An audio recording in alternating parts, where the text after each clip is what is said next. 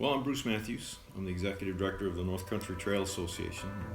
I've got a commitment to stewardship, always have, and the whole notion of connecting people together in the outdoors to build those stories that make the outdoors meaningful to them, and thus more likely to want to perpetuate it and carry it on to the future, give back to the kids and so on. So, I mean, you have to have reason for hope.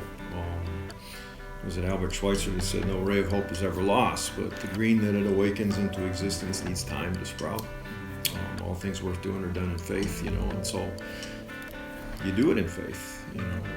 The immediate future looks bleak, but you look around you, and I look around at my volunteers, that even today on this 0-degree weather, there's somebody out there on the North Country Trail maintaining the trail today, and I know this,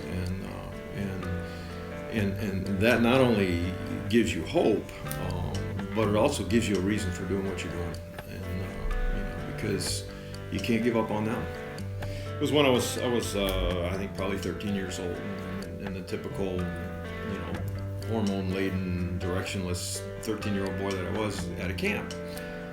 It was a camp in Pennsylvania, a place called Crystal Lake Camps, and my counselor was a guy named Doug Dickinson, and he could see that I was kind of at loose ends. I wasn't being challenged by the regular camp program, and so he had this project going, which was basically building a treehouse for the littlest kids in camp, and it was kind of a secret treehouse. You had to get there through a secret path through the woods or whatever, and he recruited me, and he said, come help me do this, and just the notion that I was worthy enough for Doug to want me to come help him.